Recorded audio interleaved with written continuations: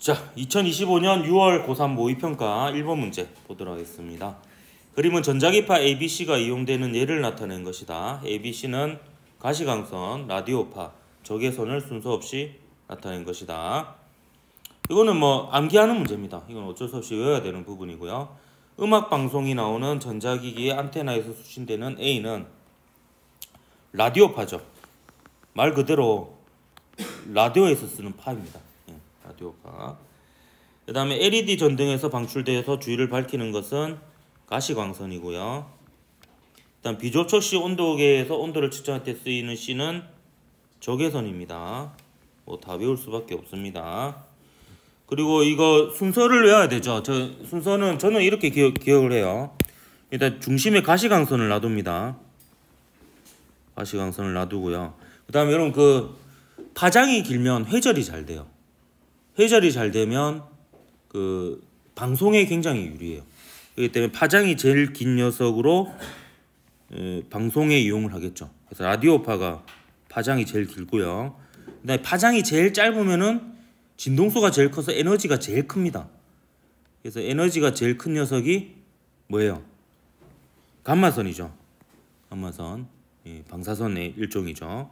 자, 그 다음에 가시광선보다 약간 파장이 더 긴 게 적외선입니다. 그러니까 파장이 빨간색 쪽이 기니까요. 그나마 이게 회절이 잘 되니까 잘 진행을 해요. 그래서 우리가 위험을 알리는 신호들은 다 빨간색이잖아요. 그래서 그렇게 좀 기억을 하십시오. 위험을 알리는 게 이제 빨간색이니까. 아니면 이렇게 해도 됩니다.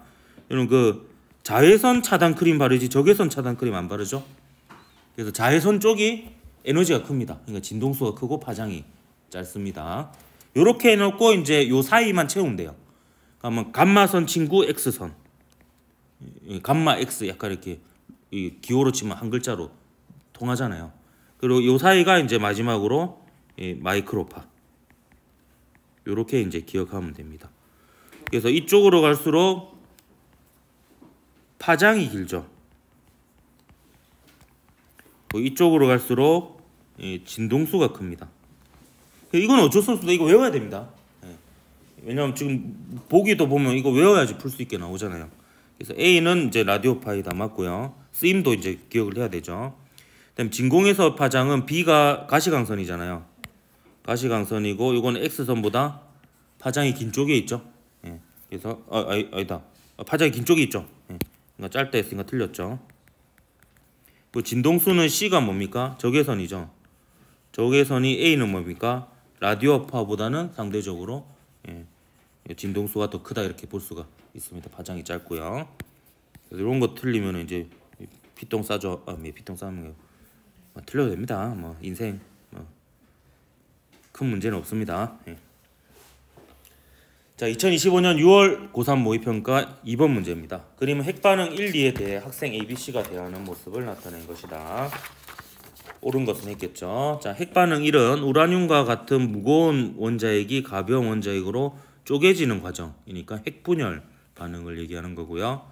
핵반응 2는 수소와 같은 가벼운 원자핵들이 결합하여 무거운 원자를 생성하는 거니까 핵융합 반응이 되겠습니다. 그래서 학생 A 보면 1은 핵분열 반응이다. 맞죠? 그 다음에 학생 B 2는 핵반응 과정에서 증가한 질량에 해당하는 에너지를 방출하는 게 아니라 감소한 질량 결손에 의해서 에너지가 둘 다 방출이 됩니다. 핵분열이든 핵융합이든 다 그 과정에서 질량이 줄어들고 줄어든 질량이 이제 없어지는 게 아니고 에너지로 전환이 되는 거죠. 그래서 틀렸고요. 그 다음에 학생 C 핵반응 2는 태양 내부처럼 매우 높은 온도에서 일어납니다. 그래서 온도가 매우 높고 압력이 크고 해야지 원자핵과 원자핵이 일정 속도 이상으로 충돌을 해서 융합할 수 있을 정도로 가까운 거리까지 이렇게 닿게 되는 겁니다. 그래서 AC 4번이 답이 되겠습니다.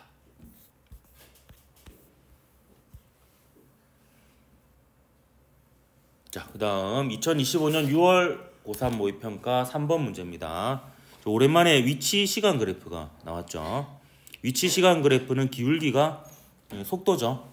면적은 물리적인 의미가 없습니다. 자, 그림은 직선상에서 운동하는 물체의 위치를 시간에 따라 나타내는 것이다. 옳은 것을 골라라. 자, 0에서 5초 동안 물체의 이동 거리를 물어보고 있습니다. 이동 거리하고 변위의 차이를 아느냐를 이제 보는 거죠. 그럼 이동 거리는 실제로 움직인 거리예요. 자, 보세요. 그러면 얘는 플러스 방향으로 4m 이동했다가 마이너스 방향으로 또 4m 이동을 해요. 이까지 8m 실제로 이동한 거예요. 그리고 이까지 가면 이제 4m 더 마이너스 방향 이동했으니까 12m 이동한 겁니다. 12m. 그 다음에 요까지 이동하면 총 몇 미터예요? 또 그러면 또 4m 플러스 방향 이동했죠. 그러면 16m 이동한 거예요. 거기에다 또 이까지 이동하면 6m 더 이동한 겁니다. 그러니까 총 몇 미터 이동한 거예요? 예, 22m 이동한 겁니다. 22m. 근데 변이는 크기가 6m가 맞아요. 왜냐면 처음 위치가 0이었잖아요. 5초일 때 위치가 6이죠. 그럼 나중 위치 빼기 처음 위치한 게 변이고 그 절대값이 변이의 크기거든요. 예, 그래서 변이의 크기는 6m고 이동 거리는 실제로 움직인 거리니까 4, 4, 4, 4, 6 다 더한 게 이동 거리가 되겠습니다. 1에서 5초 동안 물체의 운동 방향은 2번 바뀐다 했는데 물체의 운동 방향은 위치 시간 그래프에서 기울기의 부호가 되겠습니다. 그럼 기울기의 부호가 바뀌는 순간이 요 순간 한 번 있죠. 그리고 요 순간 한 번 있습니다. 그러니까 운동 방향이 바뀌는 순간은 2번이 있다 이렇게 볼 수가 있습니다. 여기서부터 여기까지는 플러스잖아요. 여기서부터 여기까지는 기울기가 마이너스죠. 여기서부터 여기까지는 또 기울기가 다 플러스입니다. 그래서 이제 기울기의 부호가 바뀌는 지점은 2번밖에 없다. 3에서 5초 동안 물체의 평균 속도의 크기를 물어보고 있습니다. 그럼 평균 속도는 변이를 시간으로 나눈 겁니다. 자, 그러면 3초일 때 위치 얼마예요? 마이너스 2죠. 자, 위치를 제가 적어볼게요. 위치를 3초일 때 위치 마이너스 2예요. 그래프 그대로 읽은 겁니다. 그다음 5초일 때 위치는 봅시다. 6이죠. 5초일 때 위치는 6입니다. 그럼 정의대로 하면 돼요. 요 평균 속도는 나중 위치 6이죠. 그리고 빼기 처음 위치 마이너스 2. 이게 3에서 5초 동안의 변이가 되겠습니다. 요 시간은 나중 시각 빼기 처음 시각 5초 빼기 3초 하면 되죠. 요 계산하면 2분의 8이죠. 그래서 4m/s가 됩니다. 그래서 플러스 방향으로 크기는 4m/s가 되는 거죠. 그래서 니은 디귿 맞아서 4번이 답이었던 문제였습니다.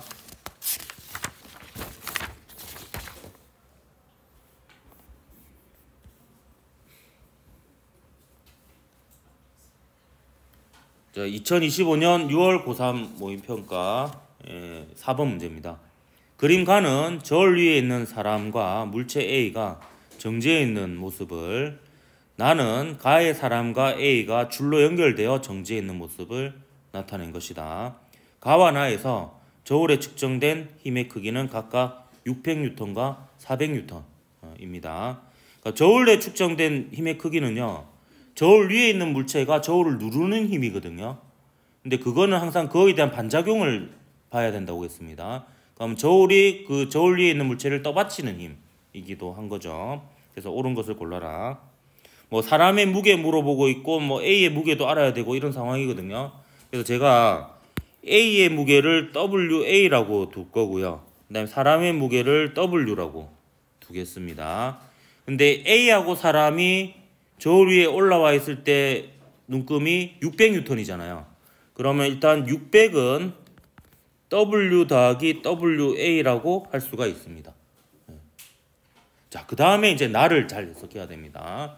자, 나는요, 이제 A를 도르래로 이렇게 잡아당겨서 역시 정지 상태가 유지되고 있잖아요.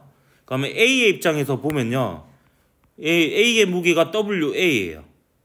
그러면 실이 얘를 잡아당기는 힘도 뭐겠어요? WA가 되겠죠. 그러면 요 실에 걸리는 장력은 모든 지점에서 같아야 됩니다. 그러면 요 실이 사람을 잡아당기는 힘도 WA가 되는 겁니다. 그러면 요 사람에 작용하는 힘을 다 표시해 보도록 할게요. 사람에 작용하는 힘.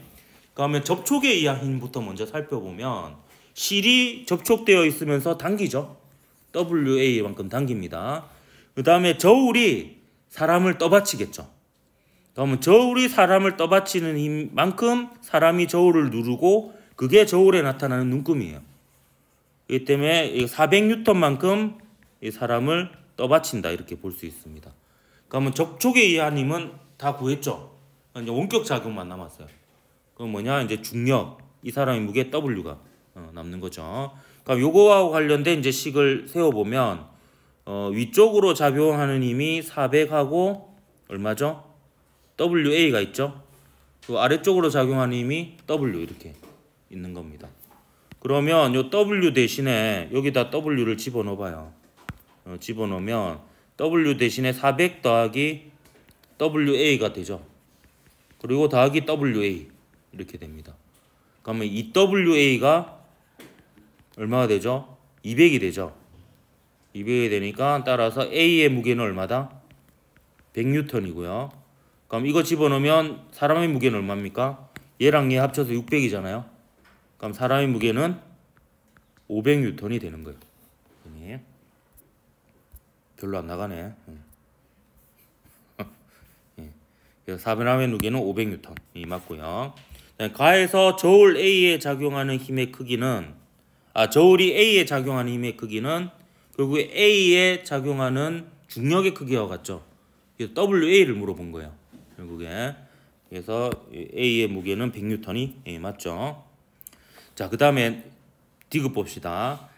나에서 사람이 저울을 누르는 힘의 크기가 곧 저울이 사람을 떠받치는 힘의 크기하고 같고요. 저울에 나타나는 눈금이기도 합니다. 그래서 요거는 400N이에요.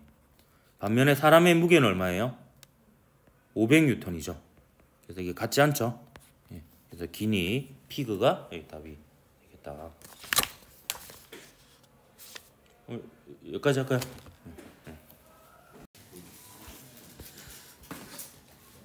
자, 2025년 6월 고3 모의평가 5번 문제입니다. 다음은 물질의 자성에 대한 실험이다. 실험 과정 가 질량이 같고 자화되지 않은 서로 다른 자성체 A, B, C를 준비한다.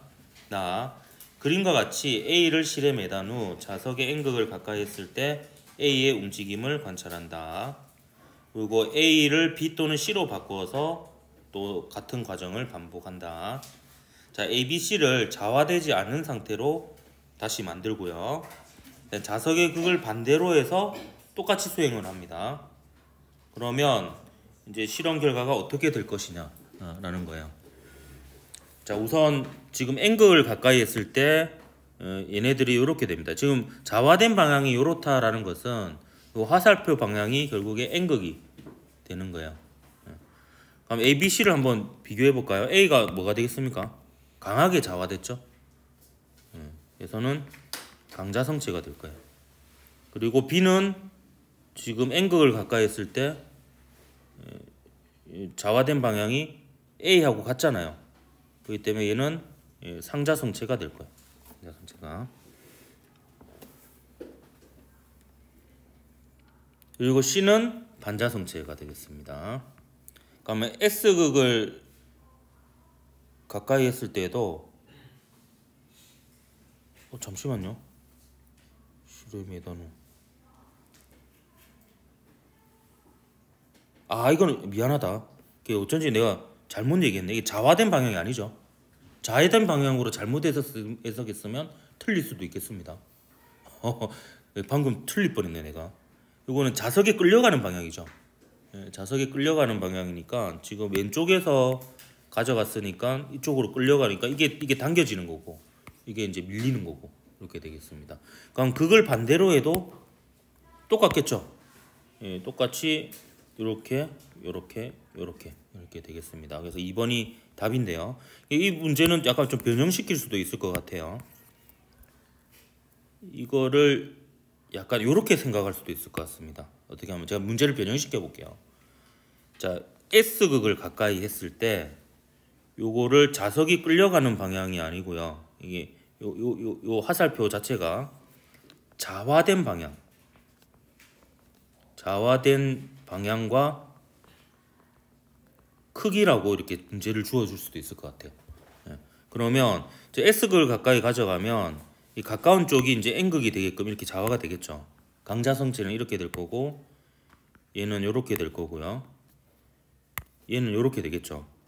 그럼 S극을 가까이 왼쪽에서 이렇게 가까이 가졌을 때 얘는 잡아당겨지고 밀리고 하겠죠.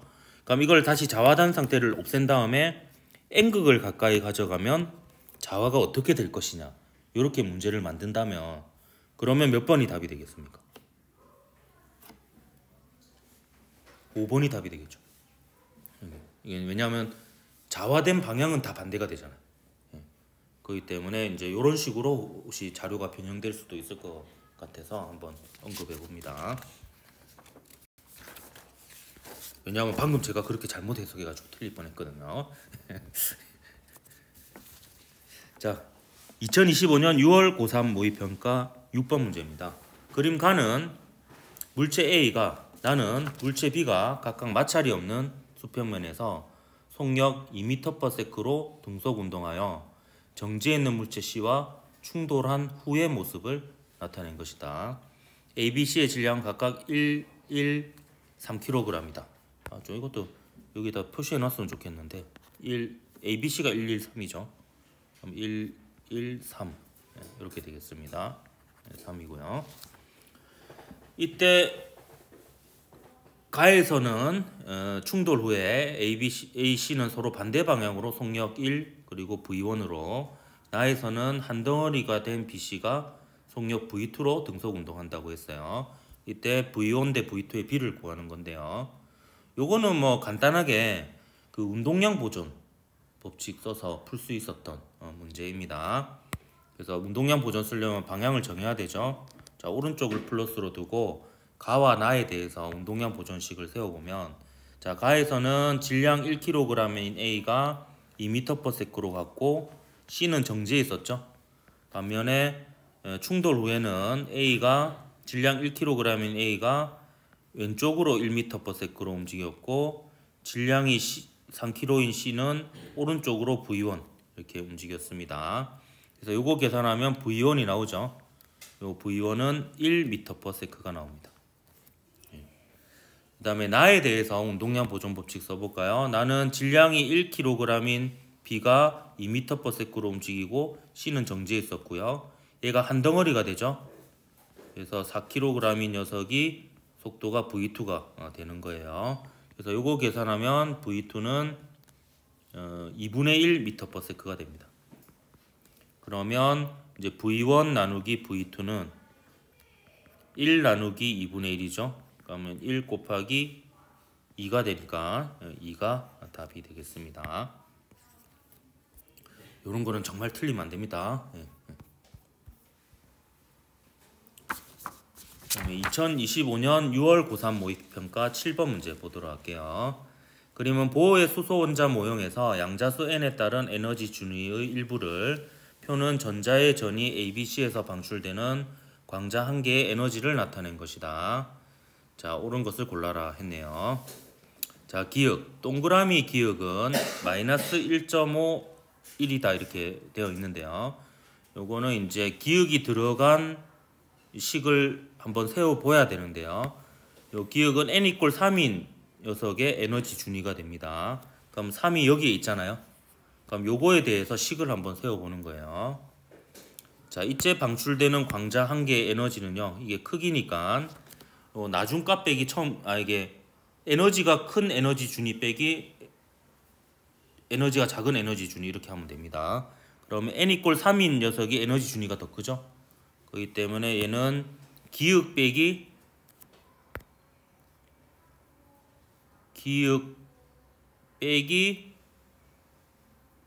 아니죠 5에서 3이죠. 미안합니다.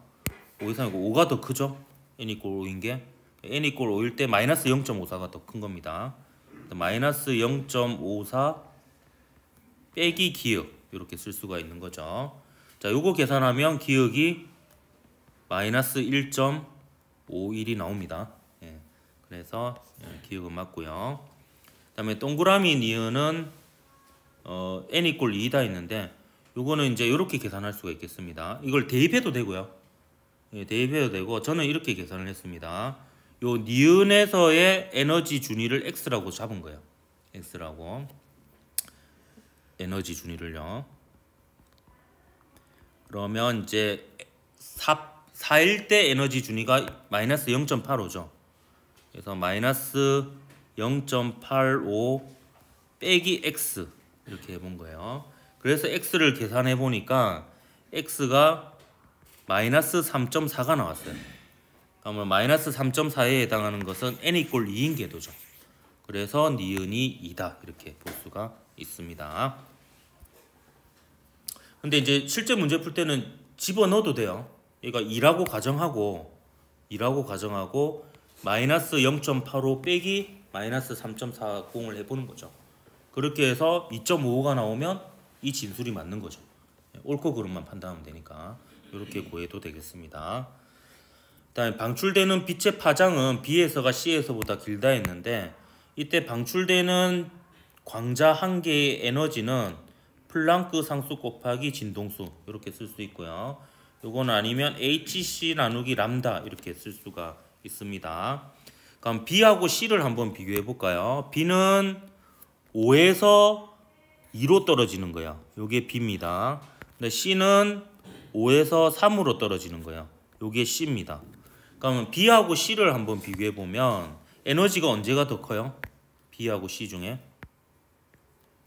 에너지가 B가 더 크죠.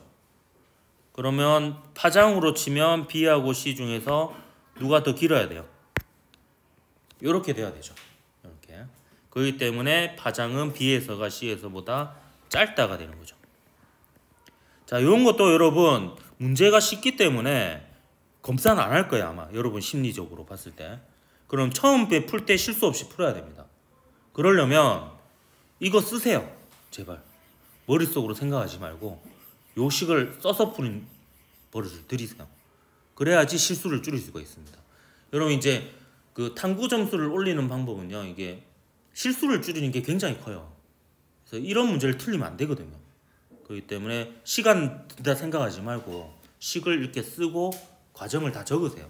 그래야지 이제 실수를 줄일 수가 있습니다. 자, 그다음 2025년 6월 고3 모의평가 8번 문제입니다. 그림 가와 같이 등속도 운동하던 수레가 물체 A 또는 B와 충돌한 후 충돌 전과 반대 방향으로 등속도 운동한다. 그림 나는 수레의 속도를 시간에 따라 나타낸 것이다. 이에 대한 설명으로 옳은 것만을 있는 대로 모두 고른 것은 자, 기억 T1에서 T2 동안 수레의 운동량의 변화량의 크기는 A와 충돌한 경우가 B와 충돌한 경우보다 작다 이렇게 되어 있는데요. 자, 운동량의 변화량의 크기는요. 지금 이 경우에 지금 동일한 수레로 계속 하고 있잖아요. 그러니까 수레의 질량은 일정하겠죠. 그렇기 때문에 운동량의 변화량의 크기는 곧 속도의 변화량의 크기에 비례한다 이렇게 볼 수가 있습니다. 그럼 이거는 자료를 그대로 해석하면 되죠. 자, T1에서 T2 동안 A는 속도가 V0만큼 변했어요. 근데 B는 속도가 V0보다 작게 변했죠. 그렇기 때문에 A의 속도 변화량이 크니까 A의 운동량 변화량이 더 크다 이렇게 볼 수가 있습니다. 그래서 기억은 틀렸죠. 크다가 맞죠.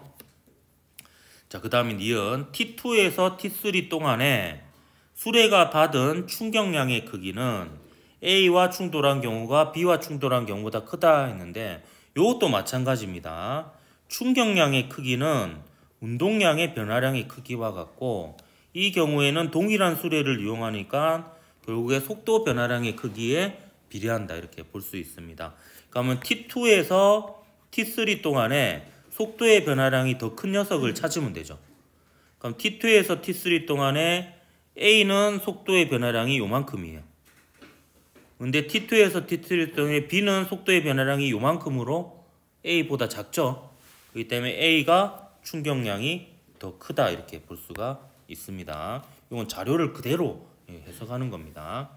그 다음에 충돌하는 동안 수레가 받는 평균 힘의 크기는 A와 충돌한 경우가 B와 충돌한 경우보다 작다라고 했는데요. 요거는 이제 요식을 써야 됩니다. 자, 평균 힘 곱하기 시간은 운동량의 변화량과 같죠. 근데 얘가 충돌하는 동안 보면 V0라는 속도로 벽을 향해 갔다가 V0라는 속력으로 또 튕겨 나왔어요. 그러면 운동량의 변화량이 어때요? 둘이 같죠. 예, 운동량의 변화량이 같습니다. 같은데 충돌 시간이 다르죠. 충돌 시간이 A는 T1에서 T3까지 요만큼이고요. B는 요만큼입니다. 그럼 요것도요, 여러분이 쓰세요. 머릿속으로 하지 말고. 이 시간이 누가 더 길어요? A하고 B 중에서. B가 더 길죠. B가 더 길기 때문에 평균이면 누가 더 커요? A가 더 커야 됩니다. 이렇게 이제 머릿속으로 하지 말고 이렇게 쓰십시오. 그래야지 실수를 줄일 수가 있습니다. 그래서 평균임의 크기는 A와 충돌한 경우가 B와 충돌한 경우보다 크죠. 그래서 이것도 틀렸습니다. 그래서 2번이 답이었던 문제였습니다. 자, 다음 2025년 6월 고3 모의평가 9번 문제입니다. 그림은 고체 AB의 에너지 띠 구조를 나타낸 것이다. 전도띠의 전자가 원자가 띠로 전이할 때 빛이 방출된다. AB는 반도체 절연체를 순서 없이 나타낸 겁니다. 그럼 지금 A가 지금 띠틈이 더 크죠? 절연체가 되겠습니다. 상대적으로 B가 반도체가 되겠죠. 이것만 찾으면 이제 절반은 풀었다 이렇게 볼 수가. 절반은 풀었다. 자, 전기 전도도는 전기가 잘 전도되는 크기예요. 전기 전도도가 크다라는 것은 전류가 잘 통한다라는 뜻이에요. 그러면 누가 전기 전도도가 더 크겠습니까? 얘가 더 큽니다. 반도체가. 그럼 절연체가 더 작다가 되겠죠. A가 B보다 작다. 그래서 맞습니다. 다음 A에서 방출되는 광자 한 개의 에너지는 E3다 했는데 A에서 방출되는 광자 한 개의 에너지는 요 둘의 차이입니다. 차이. 그렇기 때문에 E3하고 E1의 차이가 되겠죠. 그래서 E3가 아니라 E3 빼기 E1이 되겠습니다. 그래서 니은은 틀렸어요. 디귿 B에서 방출되는 빛을 A에 비추면 원자가 띠에 있는 전자가 전도띠로 전이한다 했는데, 자, 요 A에서 원자가 띠에 있는 전자가 전도띠로 전이하려면 에너지가요 최소 요만큼에서 최대 요만큼 사이 안에 있어야 됩니다. 그러니까 여기서부터 여기까지가 전이가 가능해요. 에너지 크기가. 근데 여기서 방출되는 빛의 에너지는 요만큼이잖아요. 요만큼. 부족하죠. 부족하니까 얘네들을 아예 흡수할 수가 없습니다. 그러니까 맞아떨어지지 않는 에너지를 가지는 광자는 흡수 자체가 안 됩니다. 그래서 흡수도 안 되고 당연히 전이도 안 됩니다. 그래서 1번이 답이었다. 문제였습니다. 자, 2025년 6월 고3 모의평가 10번 문제입니다. 그림은 진동수가 0.75Hz이고 플러스 X방향으로 진행하는 파동의 변위를 위치 X에 따라 나타낸 것이다. 실선과 점선은 각각 시간 t = 0, t = t0일 때 파동의 모습이다. x = 0에서 파동의 변위는 t = 0 이후 t = t0일 때 처음으로 2m가 된다. 이렇게 되어 있습니다. 이에 대한 설명으로 옳은 것은 했네요. 자, 이 그래프는요, 일단 가로축도 위치, 세로축도 위치예요. 이 때문에 공간을 나타내는 그래프로 특정 순간에 찍은 사진으로 두 순간에 찍은 사진을 겹쳐 놓은 거다. 이렇게 볼 수가 있습니다. 그래서 이걸로부터 알 수 있는 거는 일단 파장을 알 수 있어요. 그래서 여기 보면 빗살무늬 토기 모양 하나의 길이 나 혹은 요 태극 모양의 길이를 찾으면 되죠. 그렇게 하면 이 파장은 얼마가 됩니까? 파장은 4m라는 것을 일단 알 수가 있습니다. 그리고 진동수가 0.75Hz잖아요. 0.75Hz. 그러면 속력도 나오죠. 속력은 파장과 진동수의 곱이에요. 그러면 4 곱하기 0.75 한 겁니다. 속력이 얼마입니까? 이거 계산하면 3m/s입니다. 그 주기도 알 수 있죠. 주기는 진동수의 역수입니다. 진동수의 역수니까 진동수가 4분의 3인가요? 그러면 주기는 3분의 4초가 되겠습니다. 볼트가 떨어졌는데. 넘어가겠습니다. 자, 파동의 진행 속력은 3m이다. 나와 있죠. 이거 방금 계산했죠. 이렇게 되겠습니다. 그 다음에 T0는 1초이다 이렇게 되어 있는데, 자 보세요. 제가 플러스 X 방향으로 진행을 하잖아요. 플러스 X 방향으로. 그러면 지금 실선이 0초일 때고 점선이 T0일 때거든요. 나중이죠. 그러면 플러스 X 방향으로 움직이니까 얘가 요만큼 움직이는데 걸린 시간이 T0예요. 그러면 여기가 1m고 여기가 4m니까 총 3m 이동하는데 걸린 시간이 T0예요. 3m/s로. 그러면 T0는 몇 초가 되겠어요?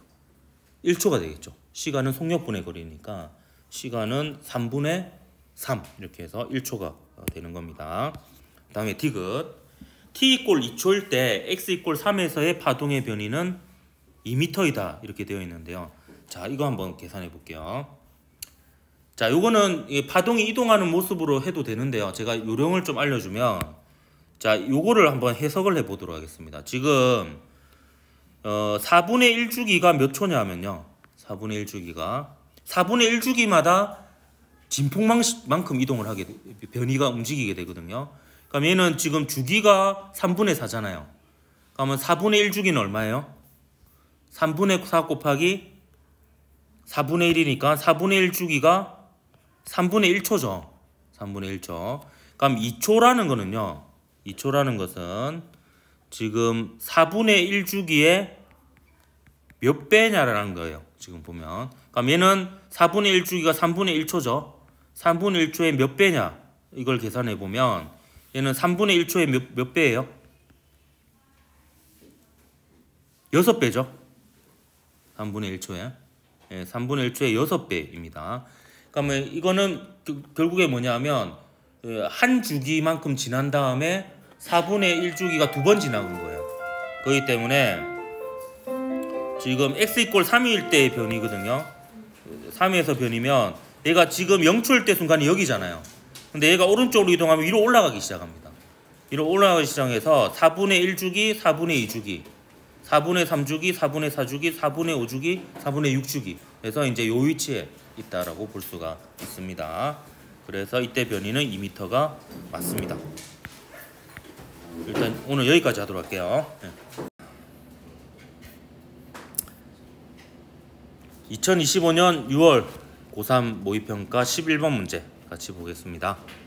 그림과 같이 관찰자 A에 대해 관찰자 B, C가 탄 우주선이 각각 0.8c, 0.6c의 속력으로 등속도 운동한다.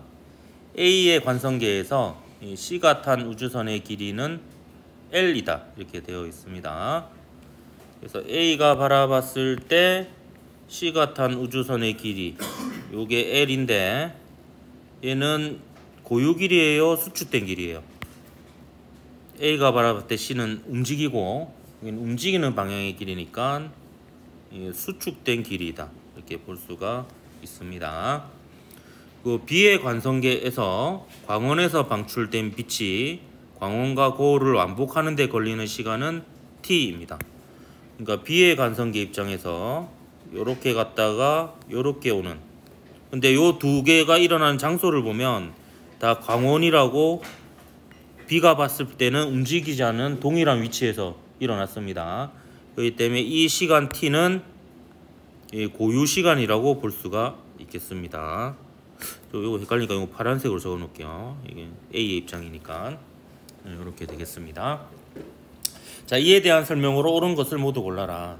단 C는 빛의 속력이다 이렇게 되어 있네요. 기억. 자, A의 관성계에서 B의 시간은 C의 시간보다 더 느리게 간다. 자, A가 봤을 때는 B도 움직이고 C도 움직이기 때문에 B도 자신의 시간보다 느리게 가고 C도 자신의 시간보다 느리게 갑니다. 근데 속력이 빠를수록 더 많이 느리게 가겠죠. 그래서 B의 시간이 속력이 더 빠르니까 더 많이 느리게 가서 B의 시간이 상대적으로 C의 시간보다 더 느리게 간다. 이렇게 볼 수가 있습니다. 다음 니은 A의 관성계에서 광원에서 방출된 빛이 광원과 고울을 완복하는 데 걸리는 시간은 A의 입장에서는 빛이 출발하는 사건은 여기서 일어나도 얘가 고울을 향했다가 빛이 되돌아오는 사건은 여기서 일어나서 다른 장소에서 일어나는 늘어난 시간 간격이 됩니다. 따라서 늘어난 시간 간격은 고유 시간보다 길죠. 그래서 니은은 틀렸고요. 그 다음에 C의 관성계에서 이건 빨간색으로 표시해 볼게요. 자, C의 관성계에서 C가 탄 우주선의 길이, 이거는 고유 길이죠. 고유 길이기 때문에 그 수축된 길이 L보다는 길다라고 볼 수 있죠. 이게 L은 A의 입장에서 본 것으로 수축된 길이거든요. 그래서 고유 길이는 수축된 길이보다 길다 혹은 크다 이렇게 볼 수가 있습니다. 그래서 1번이 답이었던 문제였습니다.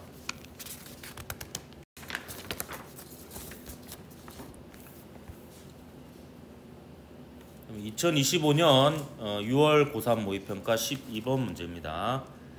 그림 가와 같이 진동수가 F0인 소리를 같은 세기와 위상으로 발생시키는 스피커 A와 B를 X축에서 같은 거리만큼 떨어진 지점에 고정하고 소음 측정기를 X=0에서부터 X축을 따라 이동시키며 소리의 세기를 측정한다. 그림 나는 측정된 소리의 세기를 X에 따라 나타낸 것이다. X=0에서 그러니까 A하고 B로부터 같은 거리에 있는 이 지점이죠. 여기서 첫 번째 상세 간섭이 일어나는 지점, 첫 번째 보강 간섭이 일어나는 지점까지의 거리는 각각 X1, X2이다. 이렇게 되어 있네요. 이 부분은 보강 간섭이죠. 여기다 적어보면 여기는 보강 간섭, 여기는 상세 간섭, 여기는 보강 간섭 이렇게 되겠습니다. 그래서 경로 차이를 보면 여기는 0이 되죠. 여기는 이제 반파장이 되고요. 요거는 이제 반파장의 2배가 되고 이렇게 되겠습니다.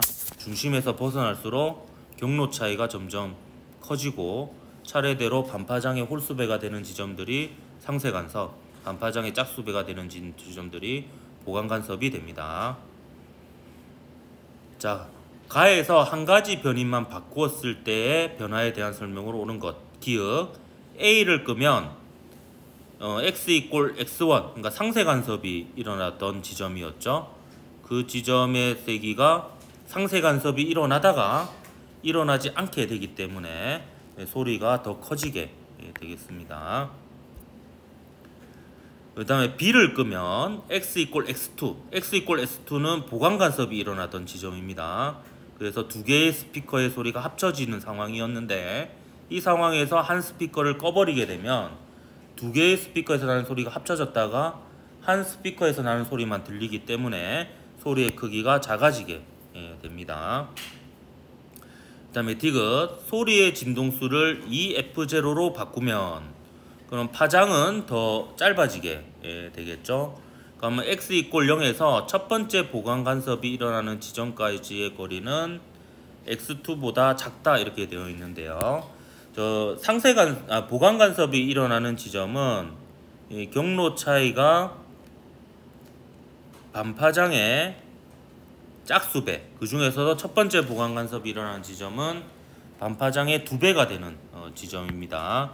근데 이제 진동수가 커지면은 그 소리의 파장이 작아집니다. 그러면 첫 번째 보강 간섭이 일어나는 지점의 경로 차이도 감소하게 되죠. 그러면 중심으로부터 거리를 조금만 가면 경로 차이가 반파장의 2배가 되는 지점이 생기게 되기 때문에 원래 보강 간섭이 일어나는 지점보다 더 가까운 지점에서 보강 간섭이 일어나게 됩니다. 그래서 디귿도 맞아서 5번이 답이었던 문제였습니다.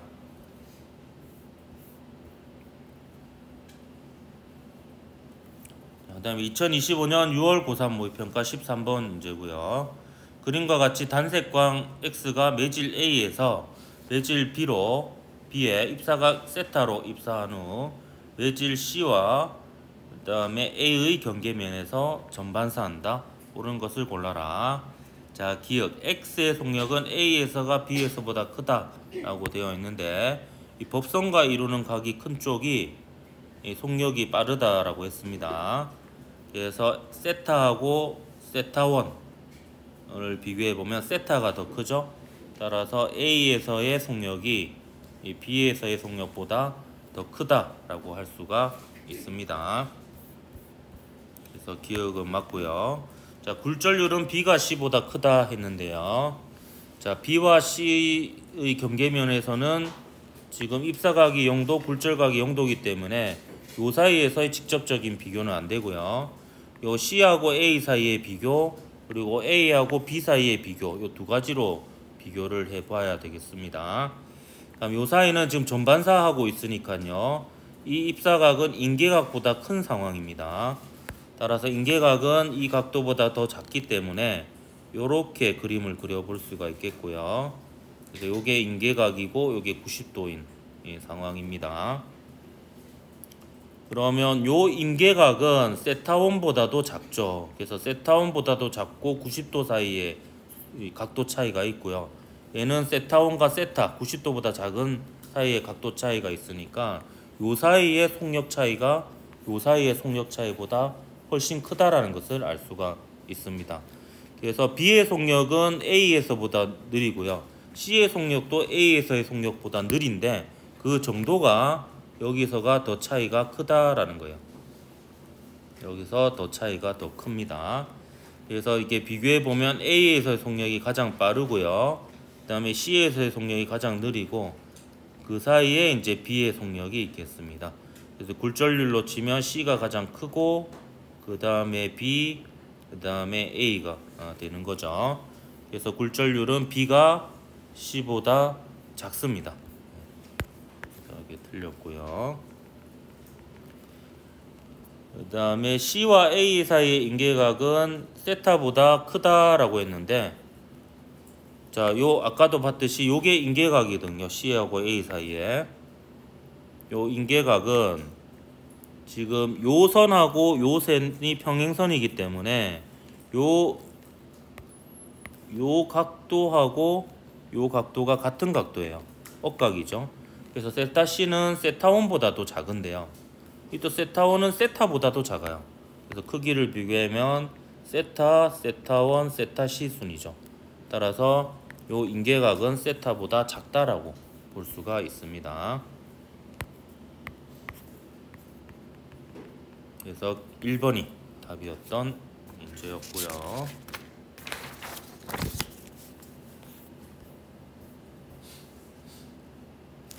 다음 2025년 6월 고3 모의평가 14번 문제 보겠습니다.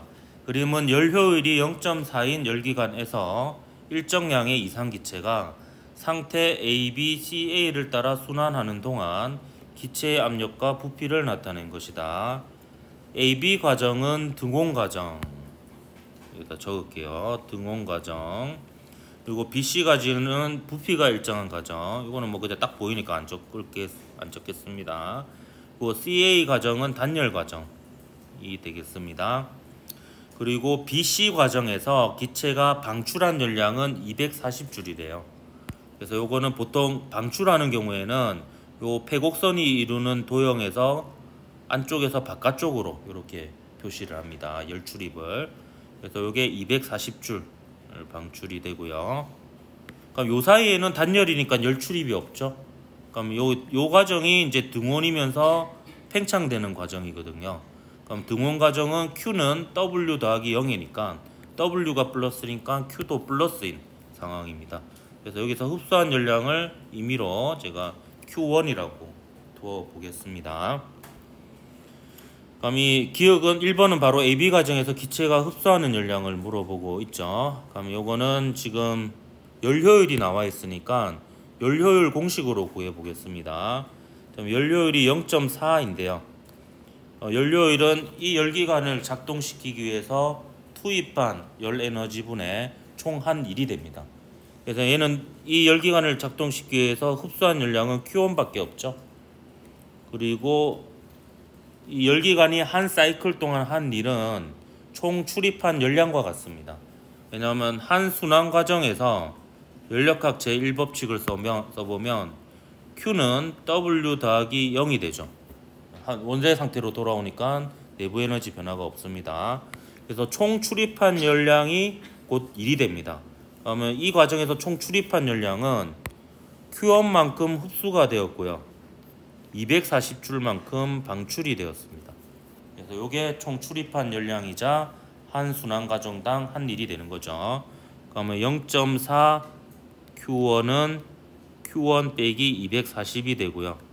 그러면 0.6 Q1은 240이 됩니다. 그러면 얘를 10을 곱해주면은 이제 6Q1은 2400이 되죠. 그래서 Q1은 얼마가 됩니까? 64, 24니까 400줄이 되겠습니다. 그래서 1번은 틀렸고요.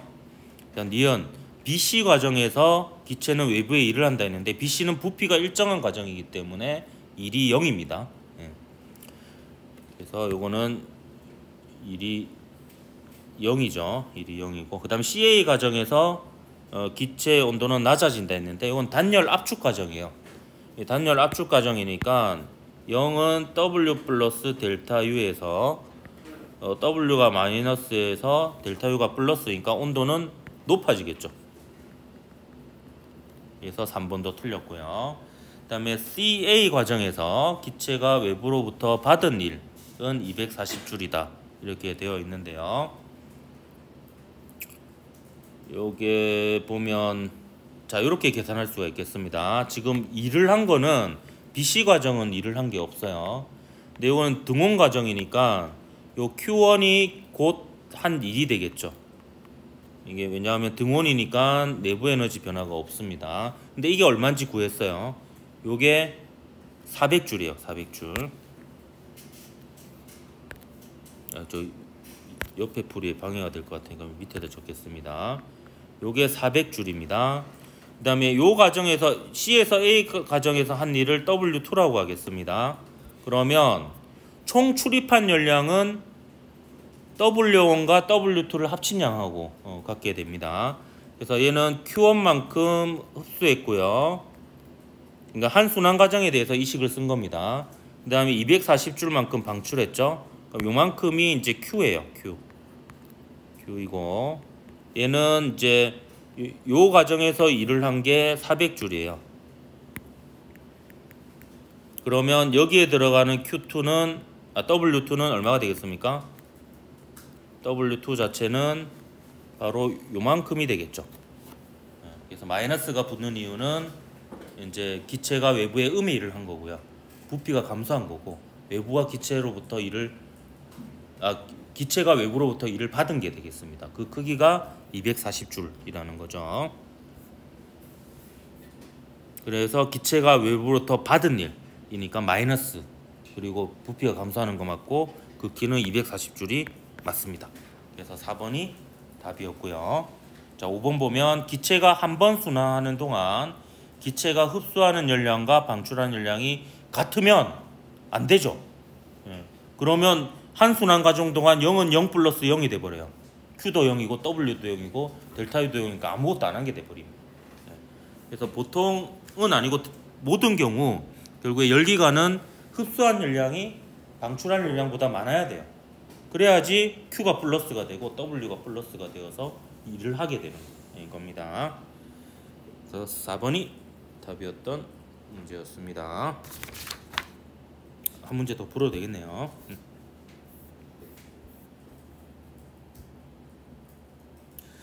자, 2025년 6월 고3 묘입평가 15번 문제입니다.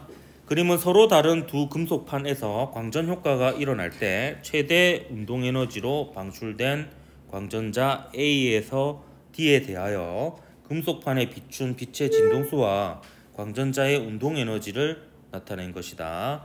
이에 대한 설명으로 옳은 것만을 보기에서 있는 대로 고른 것은 했습니다. 자, 속력은 A가 B의 2배이다 라고 되어 있는데요. 요 A하고 B는 운동 에너지가 같죠? 그러면 요 운동 에너지는 2E0인데요. 요거는 운동 에너지니까 2분의 1 mv 제곱 할 수 있습니다.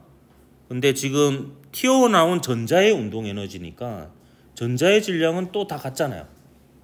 같기 때문에 요게 결국에 2분의 1 m의 A의 속력의 제곱이고 요게 곧 2분의 1 m의 B의 속력의 제곱입니다. 그렇기 때문에 운동 에너지가 같고 질량이 같으니까 속력도 같을 수밖에 없죠. 그래서 A와 B가 같다라고 해야지 맞습니다. 자, 그 다음에 니은 A와 C는 같은 금속판에서 방출된 광전자이다. 이렇게 되어 있는데요. 자, 여기서 보면 요거 좀 해석을 해보도록 할게요. 자, 이 광전 효과는 제가 뭐라고 했습니까? 광자와 전자의 1대1 충돌이라고 얘기를 했습니다. 그래서 광자 한 개의 에너지가 HF이고요. 그 다음에 요게 금속의 일함수 800원, 주인이 받는 돈하고 거스름돈 이렇게 되겠습니다. 그러면 자 보세요. 일단 동일한 돈을 던졌을 경우에 A하고 D가 받는 거스름돈이 달라요.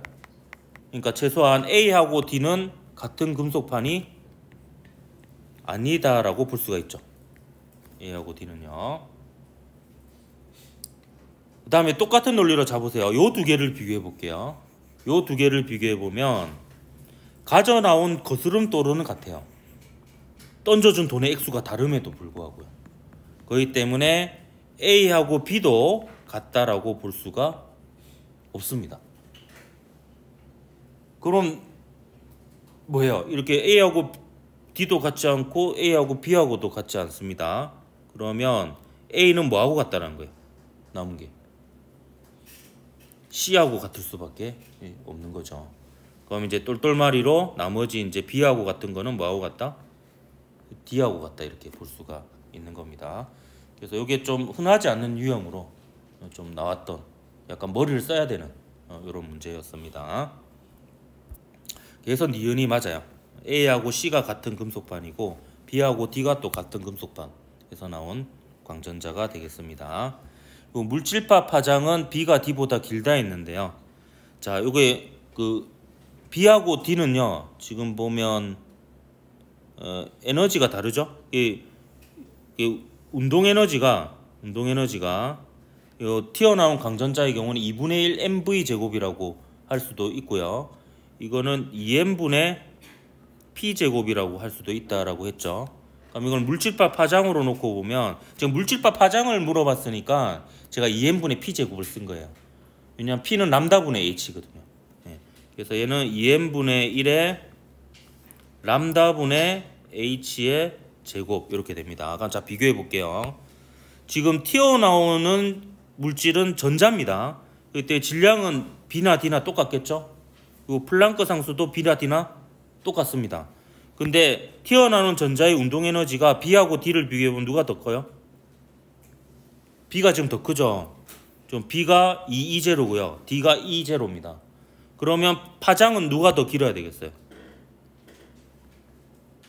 D가 더 길어야지 이게 맞아 떨어지죠. 그리고 이제 몇 배인지 이런 것도 구할 수가 있습니다. 구하라고 하면. 그래서 B가 D보다 짧죠. 그래서 2번이 답이었던 문제였습니다. 자, 16번부터 다음 시간에 하도록 할게요. 자, 2025년 6월 고3 모의평가 16번 한번 보도록 하겠습니다. 제 개인적으로는 이제 6월 모평에서 이 문제가 가장 어려웠지 않았나 생각이 듭니다. 그림과 같이 수평면에 놓인 질량이 라지엠인 수레 위에 주 A와 B 중 하나를 올려놓고 다른 하나는 수레에 연결된 실에 매단다. 표는 출발선에 가만히 놓은 수레가 등가속도 직선 운동하여 기준선을 지날 때까지 걸린 시간 T와 그 다음에 A의 역학적 에너지 변화량의 크기를 나타낸 것이다. A, B의 질량은 각각 MA, MB이다. 이렇게 되어 있고 요 수레의 질량 라지 M과 그 다음에 B의 질량 MB의 B를 구하라고 되어 있습니다. 좀 특이한 문제죠. 예. 근데 여기 보면 A의 역학적 에너지 변화량의 크기가 나와 있는데요. 요거의 의미를 한번 보도록 할게요. 지금 요 위에 줄을 제가 임의로 기역 상황이라고 두고요. 요 아랫줄을 니은 상황이라고 좀 두면서 풀이를 하도록 하겠습니다. 자, 기역 상황에서는 이제 추 A를 수레 위에 올려놓고 실의 매단추는 B입니다. 그럼 이때 A의 역학적 에너지는 지금 수평면을 따라서 움직이기 때문에 포텐셜 에너지 변화는 없고요. 이제 오로지 운동 에너지만 변하게 되겠죠. 그래서 이 920의 의미는 A의 운동 에너지 변화와 같다. 이렇게 볼 수가 있습니다. 반면에 이 상황에서 A의 역학적 에너지 변화는요. 보면 여기에 A가 달려있기 때문에 운동 에너지하고 포텐셜 에너지가 다 변하는 상황이고요. 따라서 그 역학적 에너지 변화 자체로 구하려고 하면 좀 어렵습니다. 근데 역학적 에너지 변화량은 중력 이외에 다른 힘이 한 일과 같거든요. 그렇기 때문에 요 A의 한 일은 장력이 한 일과 같다 이렇게 볼 수가 있습니다.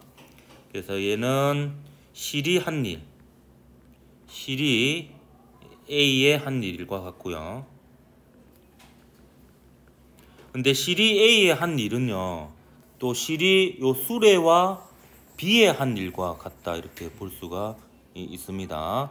그렇기 때문에 얘는 또 달리 얘기하면 실이 수레 플러스 B, 수레 플러스 B의 한 일이라고 볼 수가 있겠습니다. 자, 그리고요, 지금 얘가 A 기역 상황에서 여기서부터 여기까지 가는데 걸린 시간이 t0고요. 그 다음에 니은 상황에서 여기서부터 여기까지 가는데 걸린 시간이 3t0입니다. 그러면 요 거리 자체는 같잖아요. 그래서 요 거리를 L이라고 두면 등가속도 운동 공식에 의해서 요 L은 2분의 1 AT제곱입니다. 근데 요 3t0일 때를 먼저 쓰면, 니은일 때를 먼저 쓰면 요 L은 이때 가속도를 A라고 하면 2분의 1 A의 3t0의 제곱이라고 할 수 있고요. 니은인 상태에서도 똑같이 L을 갖죠. 근데 t0만큼 시간이 걸렸습니다. 그러면은 2분의 1의 A의 t0의 제곱이 되는데, 요게 같으려면 요 사이에 9A가 들어가 주면 되죠. 9A가. 그래서 기역 상황에서 가속도는 9A이고요. 니은 상황에서의 가속도는 A라고 볼 수가 있습니다. 그러면 이제 기준선을 통과할 때 속도를 비교해 볼 수가 있어요. 왜냐하면 2AX는 V제곱 빼기 V0 제곱이라는 식을 쓸 수가 있죠. 근데 V0는 전부 다 0이었습니다. 출발 상황에서는 0이었죠. 그러면 이것도 니은 상황부터 먼저 써보도록 하겠습니다. 니은 상황 먼저 써보면 2AL은 V제곱 빼기 0이라고 둬봅시다. 그러면 기역 상황에서는 똑같이 L만큼 가는데 가속도가 9A죠. L은 V의 제곱 빼기 0 이렇게 됩니다. 그럼 여기에 들어갈 것은 간단하게 3V라고 볼 수가 있는 거죠. 그래서 출발선에서 출발하여 기준선을 통과할 때 기역 상황에서는 속도가 3V가 되고 니은 상황에서는 속도가 V가 된다 라고 볼 수가 있습니다. 그러면 920는 바로 표현이 되어져요. 920는 A의 질량이 MA면요 2분의 1 MA에 그다음에 이제 3V의 전체의 제곱이 되는 거죠. 제곱이. 그다음에 1120는요. 요거는 이제 좀 복잡하니까 밑에다 좀 쓰도록 하겠습니다. 1120는 실이 수레와 비의 한 일이기 때문에 이건 수레와 비의 운동에너지 변화량과 같습니다. 따라서 2분의 1의 수레의 질량 라지 M 더하기 비의 질량 MB의 나중 속력의 제곱인데 요 니은 상황에서는 기준선을 통과할 때 속력이 V였습니다. 그래서 이렇게 되겠고요. 근데 이제 요식하고요. 요식하고 요식을 연립해서 풀려고 하다 보니까 요 질량이 통일이 안 돼 있죠. 여기 보면 MA가 있고 얘는 M이 있고 얘는 또 MB가 있습니다. 그래서 이 사이의 관계를 알기 위해서 이 문제가 어려웠던 점이 또 뉴턴 운동 방정식을 또 세워봐야 돼요. MA 꼴 F를 기역 상황하고 니은 상황에 대해서 또 한번 써보도록 하겠습니다. 그래서 요거는 전체를 한 덩어리로 놓고 보면 수레의 질량, A의 질량, B의 질량에다가 저 기역 상황에서의 가속도는 9A였죠. 근데 이때 요쪽에 매달려 있는 것은 B가 되겠습니다. 그럼 B의 무게가 전체 합력이 됩니다. 그래서 얘는 MBG가 되겠고요. 마찬가지로 니은도 전체를 하나로 묶어서 방정식을 세우면 세 녀석의 질량 곱하기 이때 가속도는 A죠. 요거는 또 MAG가 이렇게 되겠습니다. 그래서 요 두 식을 보면 이제 얘는 얘로 나누고 얘를 얘로 나누면 9는 MA분의 MB가 되죠. 그렇기 때문에 MB는 9MA가 됩니다. MB는 9MA가 되고요. 그래서 요 MB 대신에 9MA를 여기다 집어넣고 식을 써보면 얘는 2분의 1 라지 M에 9MA의 V의 제곱이 되는 거죠. 그러면 색깔을 좀 다른 걸 쓸까요?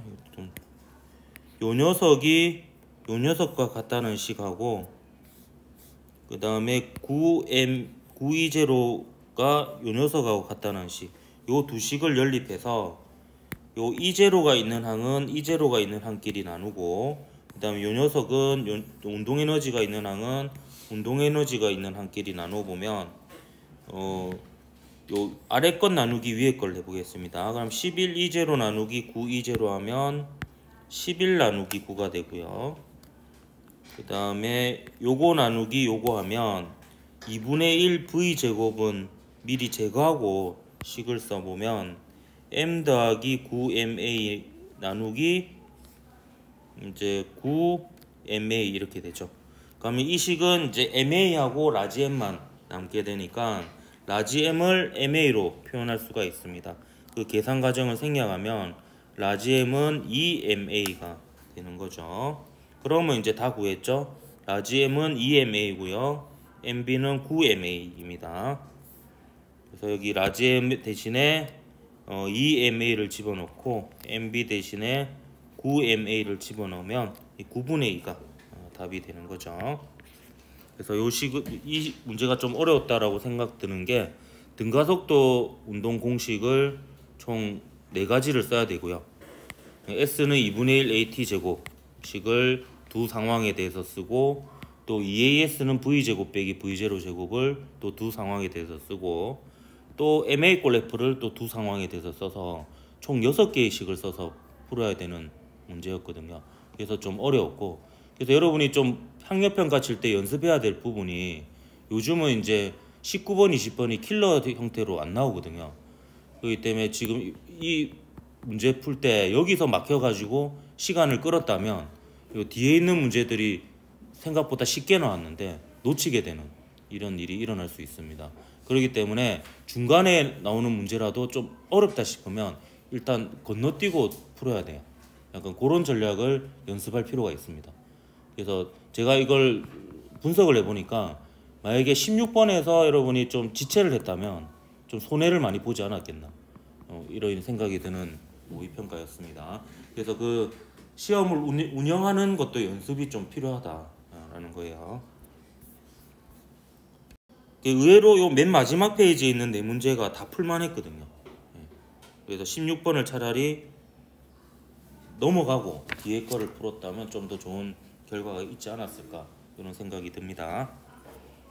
자, 2025년 6월 고3 모의평가 17번 문제입니다. 그림 가와 같이 중심이 점 O인 원형도선 XYZ가 종이면에 고정되어 있다. XZ에는 세기가 I0로 똑같은 전류가 흐르고 있고요. Y는 세기가 IY인 전류가 시계 방향으로 흐른다. 그림 나는 O에서 XYZ의 전류에 의한 자기장 B를 IY에 따라 나타낸 것으로 IY가 0일 때, 그러니까 여기에 전류가 흐르지 않을 때, I0만 흐르고 있을 때 자기장은 방향이 종이면의 수직으로 나오는 방향이고 세기가 B0이다 이렇게 되어 있습니다. 자, 그렇다라는 것은 지금 요 두 전류에 의한 자기장 방향이 수직으로 나오는 방향이어야 되거든요. 근데 Z에 흐르는 전류의 방향하고 X에 흐르는 전류의 방향이 반대죠. 반대라는 게 근데 여기서 알 수 있나?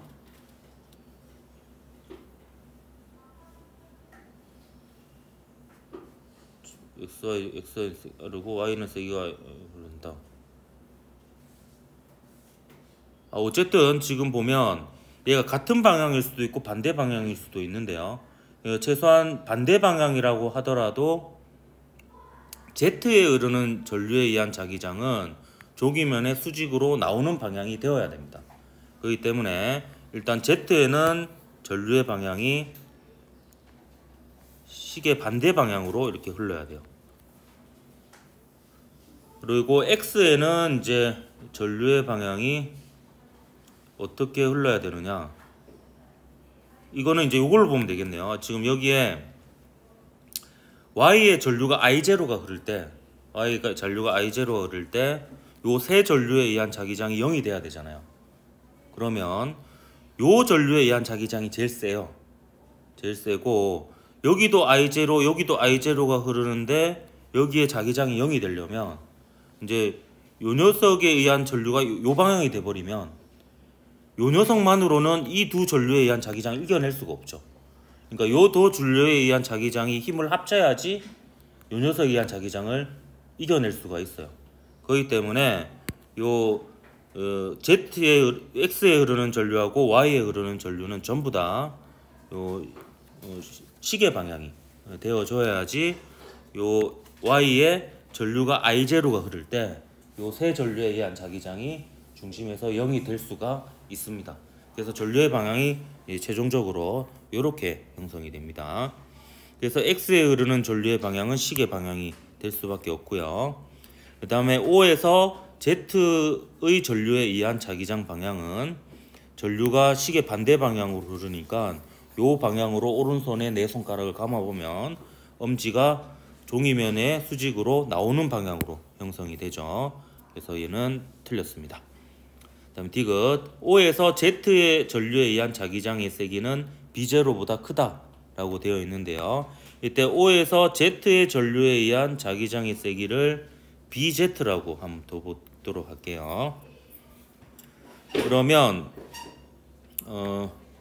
여기서 보면 요 BZ는요, 지금 Y에는 전류가 흐르지 않는 경우를 한번 생각해 보겠습니다. 그러니까 Y가 전류가 흐르지 않는 경우에 최종적으로 요 지점에서의 자기장 방향은 지면을 뚫고 나오는 방향이면서 B0 이거든요. 그러면 이 B0는 어떻게 해서 형성이 되느냐, 이건 X에 흐르는 전류와 Z에 흐르는 전류의 합에 의해서 형성이 됩니다. 근데 Z에 흐르는 전류는 바로 최종적인 자기장 방향하고 같고요. 여기서 X에 흐르는 전류만큼을 빼준 것이 요 B0가 됩니다.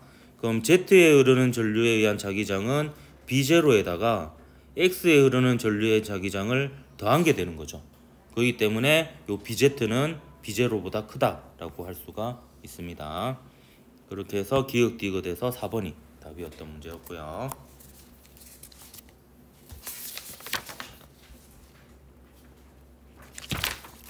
그 다음에 2025년 6월 고3 모의평가 18번 문제입니다. 그림과 같이 한 변의 길이가 3D인 직사각형 금속 고리가 XY 평면에서 플러스 X 방향으로 등속도 운동하며 균일한 자기장 영역 1, 2, 3을 지난다. 그림 나는 금속고리의 전 P에 흐르는 유도 전류의 세기 I를 P의 위치에 따라 나타낸 것이다.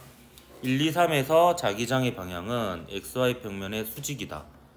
2, 3에서 자기장의 세기와 방향을 나타내는 것으로 가장 적절한 것은 했습니다. 자, 그러면 자 보세요. 일단 기준이 되는 게 지금 P가 0에서 2D까지 가는 동안에는 1영역의 자속이 증가하는 1영역을 통과하는 면적이 증가하니까 1영역에 의한 자속이 증가하는 구간입니다. 그래서 여기다 좀 필기를 해두도록 할게요. 여기서부터 여기까지는 자속이 1영역에 의한 자기장에 의한 자속이 증가하는 구간입니다. 반면에 3D에서 4D까지 가는 동안 2D에서 요 3D까지 가는 경우를 한번 보면요. 사실 4D까지도 마찬가지죠. 이게 3D니까 2D에서 3D라 3D에서 4D를 나눠야 되겠네요. 자, 2D에서 3D까지 가는 동안 보면 요 면적은 변하지 않고요. 2를 통과하는 면적이 증가하는 상황입니다. 그래서 요 사이는 요 2가 증가하는 상황이고요. 그 다음에 요 3D부터 4D까지 가는 동안에는 요 1은 감소하고 2는 증가하는 상황이에요. 1은 감소하고 2는 증가하고 있습니다. 근데 이 상황에서 자속의 변화가 없는 상황이 돼버려야 돼요.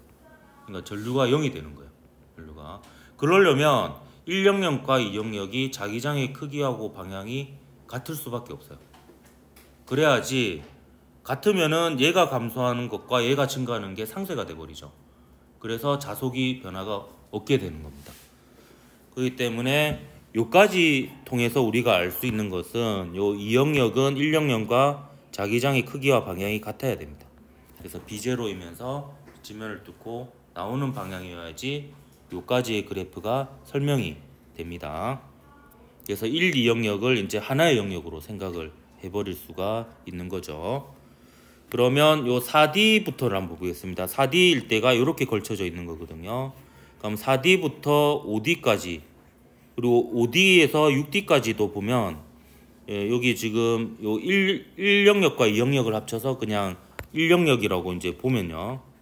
1영역의 자속은 감소하고요. 1영역의 자속은 감소하고 잠깐 이거 지우고 이렇게 좀 똑같은 색깔로 표시하겠습니다. 자, 4D에서 6D까지 가는 동안에는 1영역은 감소하고요. 요 3영역은 증가하는 중이에요. 그러니까 그렇게 했을 때 이 유도 전류가 3배가 흘러야 됩니다. 3배가. 그럼 요 효과하고 요 효과가 방향이 그 자속의 변화 방향이 같아야 되고요. 그러니까 지금 하나는 면적이 감소하고 하나는 면적이 증가하는데 그 두 효과가 같아지려면 요 1영역하고 3영역의 방향이 반대여야 됩니다. 반대여야 되고 그리고 처음에 얘를 요 1영역을 들어갈 때 유도 전류가 I0였어요. 그때 유도 기전력이 B0 LV거든요. 그러면 요 1영역의 감소에 의한 유도 기전력도 B0 LV가 됩니다. 그러면 이 3영역 증가에 의한 유도 기전력은 2B0 LV가 되어야지 합쳐서 3B0 LV가 되어서 전류가 3배가 나오게 되는 거예요. 그래서 이제 요 영역의 자기장의 크기는 2B0가 되어야 됩니다. 그러면 이제 나머지 부분도 검산을 해보아도 모두가 아구가 맞아떨어지게 될 거예요. 한번 검산을 해볼까요? 자, 6D에서 7D로 바뀌는 경우에는 6D에서 7D니까 3영역의 자기장은 변하지 않고 요 2영역의 자속만 감소하는 경우예요. 그러면 B0 LV니까 I0가 흐르게 되겠죠. 그 다음에 7D에서 8D면은 이제 3영역의 자속만 감소하는 상황이에요. 그러면 이제 2B0 LV가 되니까 전류가 2I0가 되는 거죠. 그렇게 해서 이제 모든 아구가 맞아 떨어진다. 그래서 5번이 답이 되겠습니다. 아니면 사실 대입을 해봐도 됩니다. 1번부터 차례대로 뭐 이렇게 하는 방법도 있는데 그거는 뭐 상황에 따라서 머리가 안 돌아가는 경우에는 그 긴장을 해서 차라리 그 대입해서 푸는 것도 나쁘지 않은 방법입니다. 그러니까 이거 넣어보면 안 될 거거든요. 그러니까 1번, 2번 제끼고 이거 3번 해보면 이건 될 거거든요. 근데 이걸 넣어보면 또 안 될 거예요. 또 제끼고 이렇게 하다 보면은 이제 5번까지 이르게 될 겁니다. 그렇게 푸는 방법도 있습니다. 자, 그 다음에 2025년 6월 고3 모의평가 19번 문제 볼게요. 그림과와 같이 X축상에서 점전화 AB를 각각 X = 0, X = 3D에 고정하고 점전화 P를 옮기며 고정한다. 그림 나와 같이 P의 위치가 X = X0일 때 B에 작용하는 전기력과 그 다음에 P에 작용하는 전기력이 0이 돼요. 자, 그러면 여기 한번 봅시다. P에 작용하는 전기력도 0이 되고 B에 작용하는 전기력도 0이 되어야 됩니다. 그러면 이게 가능한 조합이요. 일단 P에는 A가 P에 작용하는 전기력과 B가 P에 작용하는 전기력이 반대가 돼야 되잖아요. 그러면 A는 뿔마가 되거나 아니면 맞뿔이 돼야 됩니다. 근데 이 상황에서 B에 작용하는 전기력도 0이 돼야 되거든요. 그러면 뿔마면은 A가 B를 왼쪽으로 당기니까 P도 B를 오른쪽으로 당겨야 됩니다. 그래서 뿔맞뿔이 되거나 맞뿔마가 되거나 이 두 개가 가능한 상황입니다. 자, 그리고요, 여기서 B에 작용하는 전기력이 0이 되려면 A하고는 B 사이가 거리가 멀고 P하고 B 사이 거리는 짧아요. 그럼에도 불구하고 A가 B에 작용하는 전기력과 P가 B에 작용하는 전기력이 같으려면 A의 전하량이 P의 전하량보다 커야 됩니다. 몸에도 불구하고 동일한 영향력을 미치려면요. 그 다음에 P에 작용하는 전기력이 0인 것도 마찬가지죠. A가 B보다 멀죠? 그럼에도 A가 미치는 영향과 B가 미치는 영향이 대등하려면 A의 전하량이 B의 전하량보다 커야 됩니다. 근데 자, 보세요. 자, A의 전하량은 B보다도 크고 P보다도 큽니다. 근데 요 B에 작용하는 전기력을 보면 A하고 B 사이의 거리는 3D고 B하고 P 사이의 거리는 요만큼 차이가 나요. 근데 P에 작용하는 전기력을 비교할 때는 A하고 P 사이의 거리가 3D보다 더 먼 거리하고 B하고 P 사이는 아까하고 똑같은 거리입니다. 그러면 그 A하고 B 사이의 전하량의 차이가 A하고 P 사이의 전하량의 차이보다 더 크다라는 것을 알 수가 있습니다. 그러니까 이제 B하고 P 사이의 거리 차이가 A하고 P와 B 사이의 거리 차이보다 더 큰데도 불구하고 영향력이 같아야 되니까 이제 A가 B보다 큰 게 A가 P보다 큰 것보다 더 차이가 크다라는 거죠. 그래서 요 둘을 조합하면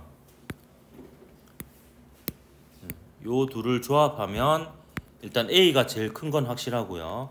근데 B가 A보다 더 작으니까 그 다음이 Q가 전하량이 크고 B가 전하량이 제일 작다라는 것을 추측할 수가 있습니다.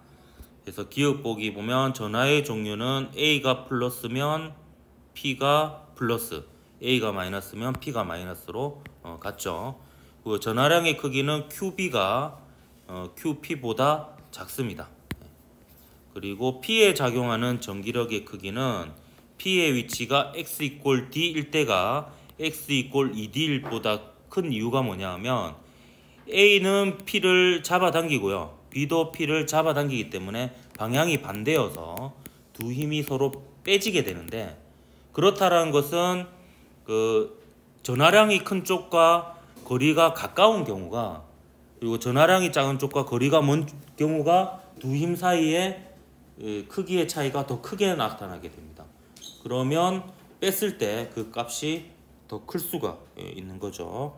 그래서 디귿이 맞습니다. X = D일 때가 전하량이 큰 쪽과 가깝고 전하량이 작은 쪽과 멀어요. 그러면 그 두 힘의 차이가 크게 되는 거죠.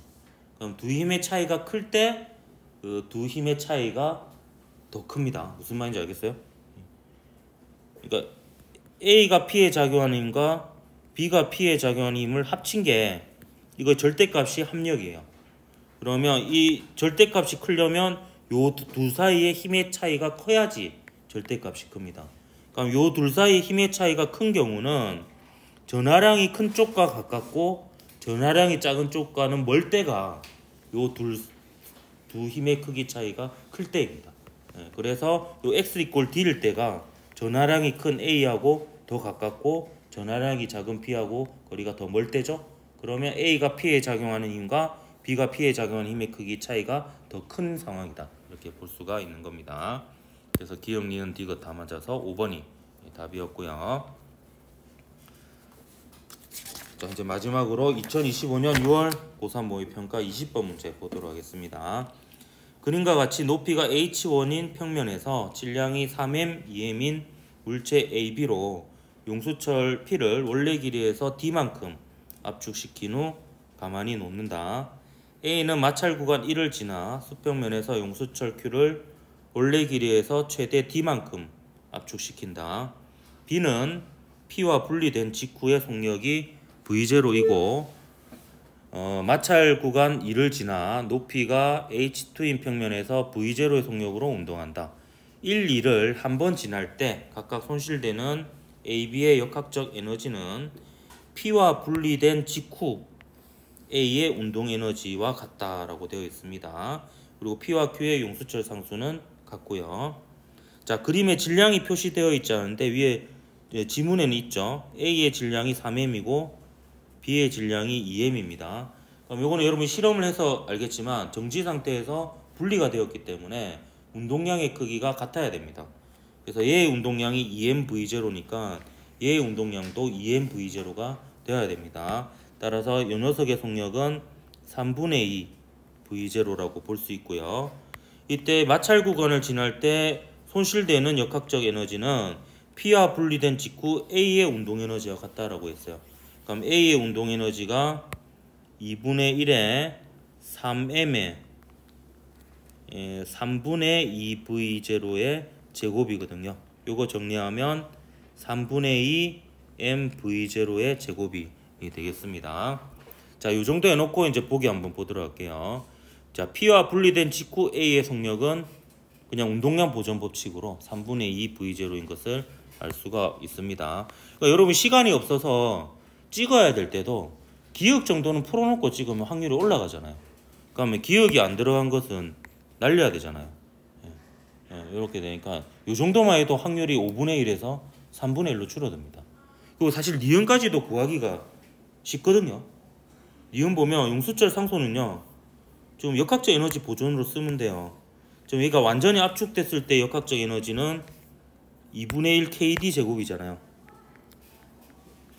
D만큼 압축됐다고 했으니까 요게 분열됐을 때 역학적 에너지와 같아요. 그럼 얘는 2분의 1 3m의 3분의 2 V0의 제곱 더하기 2분의 1의 2m의 V0의 제곱 이렇게 되는 거예요. 요거 계산할 때도 여러분 이렇게 묶어서 쓰세요. 2분의 1 m V0의 제곱 묶어가지고 그럼 얘는 남는 게 숫자만 계산하면 되잖아요. 그럼 3 곱하기 9분의 4예요. 3 곱하기 9분의 4면 3분의 4죠. 그러면 내가 3분의 4 더하기 1 이렇게 되는 겁니다. 그럼 요거 계산하면 3분의 얼마가 되죠? 3분의 맞죠? 3분의 4 더하기 1하면 3분의 이게 2가 되죠. 2. 이런 실수를 하면 되죠. 2분의 1로 묶었으니까. 그러면 3분의 4 더하기 하면 3분의 10이 되죠. 3분의 10. 그래서 여기 앞에 2분의 1, 2분의 1 날리면 K는 3D 제곱분의 10mv0 제곱이 됩니다. 그래서 요까지만 계산을 해도 자 보세요. 기억, 니은 하면 답은 5번이 될 수밖에 없잖아요. 그러니까 사실 디귿까지 안 풀어도 이거는 왜? 틀렸네요. 이렇게 실수를 하면 안 됩니다. 그러면 니은이 틀렸으니까 이렇게 되겠네요. 그러면 또 확률이 반으로 이제 2분의 1로 줄어들게 됩니다. 그럼 이제 H1 대 H2는 이제 계산을 해볼 수밖에 없어요. 이건 어떻게 전략은 이겁니다. 자, 여기서 여기까지 가는 동안 역학적 에너지 변화에 대한 식, 여기서 여기까지 가는 동안 역학적 에너지 변화에 대한 식 한번 써보도록 할게요. 자, 그럼 A에 대해서 한번 식을 써보겠습니다. 이건 좀 복잡하니까 밑에다 쓰도록 할게요. 얘는 처음에 역학적 에너지가 질량이 3m이고요. 그 다음에 높이가 H1에 있었어요. 그러니까 포텐셜 에너지가, 중력 포텐셜 에너지가 이만큼 있었고요.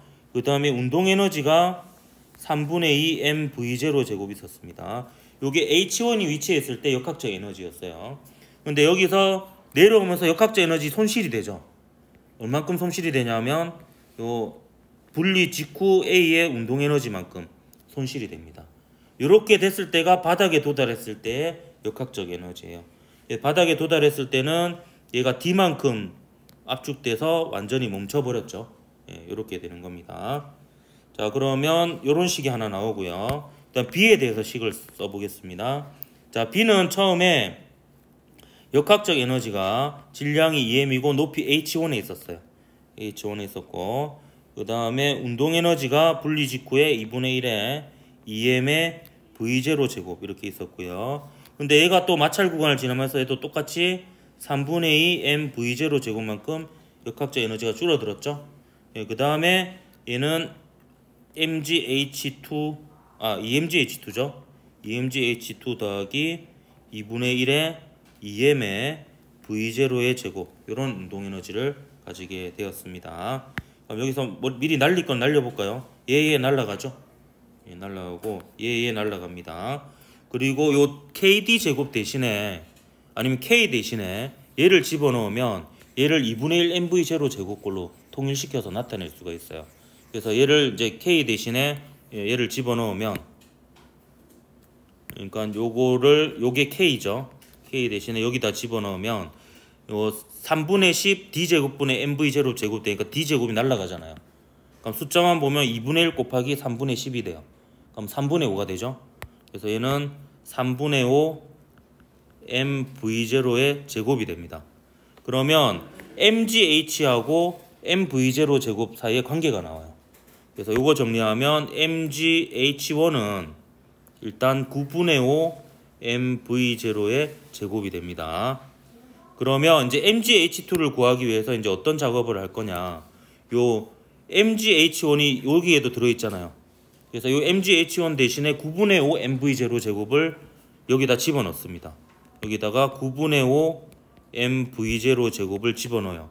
그러면 요 MGH2하고 MV 제곱 형태만 남게 되잖아요. 그러면 이게 숫자만 계산해 볼까요? 그러면 9분의 5에다가 2 곱하니까 9분의 10 빼기 3분의 2 요게 남죠. 그럼 얘는 9분의 10 빼기 9분의 4가 됩니다. 그럼 9분의 6이 되죠. 이건 3분의 2가 됩니다. 그러면 3분의 2 MV0의 제곱이 2MGH2가 되는 거예요. 그러면 MGH2는 얼마가 되죠? 3분의 1 MGH 3분의 1 MV0의 제곱이 되죠. 그래서 이제 끝났습니다. 요거는 이제 요게 돼요. 그러면 H2 나누기 H1은 요 식에서 밑에 거 나누기 위에 거 하면 되죠. 그러면 얘는 3분의 1 나누기 9분의 5 이렇게 되겠습니다. 그러면 3분의 1 곱하기 5분의 9 이렇게 되겠죠. 그럼 요 계산하면 5분의 3이 됩니다. 맞나 근데? 내가 왜 풀이해 놓은 거랑 다르지? 계산 실수가 있었어? 어디가 있었어요? 요까지는 맞나요? 9분의 6